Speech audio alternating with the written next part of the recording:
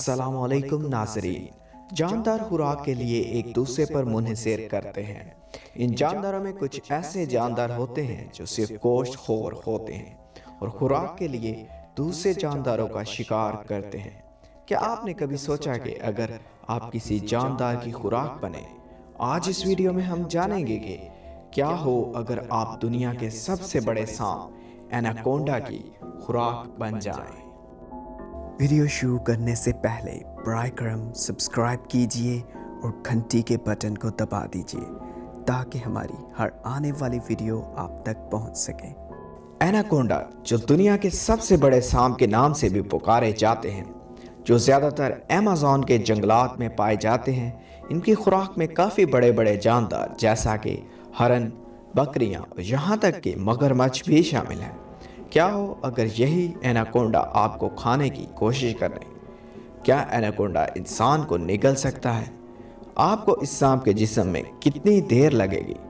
क्या इससे पहले कभी ऐसा हो चुका है?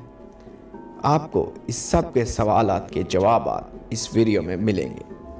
यकीन करें या ना, 2014 में एक शख्स पहले एनाकोंडा से निगले जाने का तजुर्बा कर चुका है। इसने एक बड़ा सा सूट पहन रखा था और इसके ऊपर सूअर के खून में इसको लेप कर रखा था। एनाकोंडा तकरीबन 1 घंटे तक एक शख्स को खाने की कोशिश करता रहा और इसके सूट के सर के वाले हिस्से को काटता रहा। इस सांप के लिए इंसान का साबित निगल जाना नामुमकिन साबित हुआ। अगर ये सांप कामयाब हो जाता तो ये सांप एक जवान शख्स को कैसे निगलता? क्या हो अगर आप अमेज़न के जंगलात में चहलकदमी कर रहे हों और आपका पांव गलती से एनाकोंडा के ऊपर आ जाए? ग्रीन एनाकोंडा तकरीबन 9 मीटर तक बढ़ सकते हैं और इनका जिस्म 225 किलोग्राम तक बढ़ सकता है। आप ये तसव्वुर कर सकते हैं कि आप एनाकोंडा के लिए एक लजीज खुराक साबित हो सकते हैं, क्योंकि इनके लिए मामूली खुराक 18 किलोग्राम की होती है और अगर वो आपको निगल जाएं तो वो हफ्तों बगैर खाए बआसानी गुजार सकते हैं। लेकिन 40 किलोग्राम से ऊपर जैसा कि आप भी एनाकोंडा की खुराक के लिए ज़्यादा मौजू नहीं। आपके जिस्म का हुज्म और वज़न एनाकोंडा को हफ्तों एक ही जगह रहने पर मजबूर कर सकता है और इस तरह से वो खुद भी दूसरे जानदारों का शिकार बन सकता है।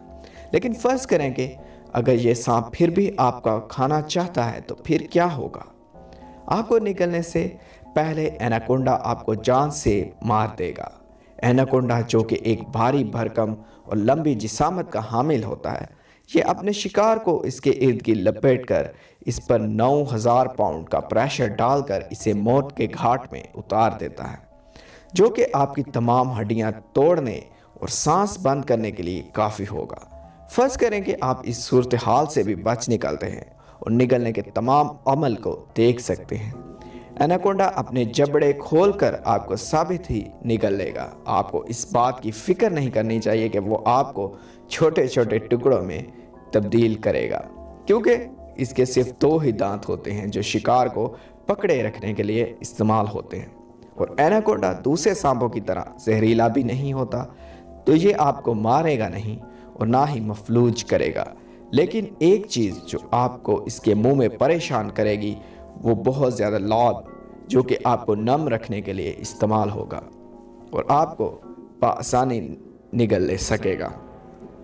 जैसा कि आप अब एनाकोंडा के एसोफेगस खाने की नाली के अंदर धकेले जा रहे हैं, खाने की नाली के पट्टे आपको सांप के अंदर और अंदर धकेलेंगे।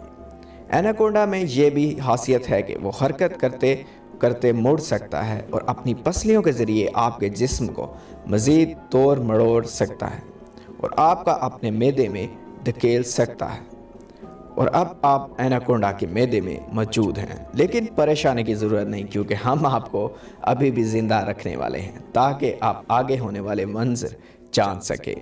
एनाकोंडा का मैदा तेज़ाब और मैदे के एंजाइम से बड़ा होता है, जो कि आपकी जिल्द को मैदे में हल करना शुरू कर देगा और इसके बाद आपकी हड्डियां भी।